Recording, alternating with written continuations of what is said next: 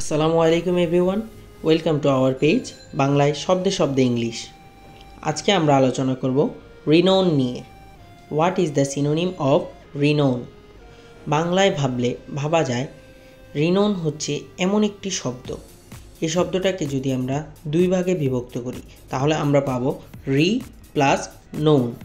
এখানে রি শব্দটির অর্থ হচ্ছে আবার, এবং নোন শব্দটির যদি আমরা বাংলায় চিন্তা করি তাহলে হয় নাম। এর দ্বারা আমরা বুঝতে পারতেছি বারবার যদি কোনো নাম বলা হয় সেই মানুষটা বিখ্যাত হয় বা খ্যাতি অর্জন করে। সুতরাং রিনোন শব্দের অর্থ হচ্ছে খ্যাতি এবং এর সিনোনিম হচ্ছে প্রেস্টিজ। দেখলেন তো কত সহজেই আমরা রিনোন শব্দটির অর্থ ও সিনোনিমটি জেনে গেছি।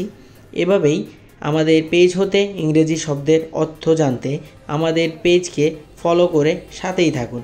ধন্যবাদ সবাইকে।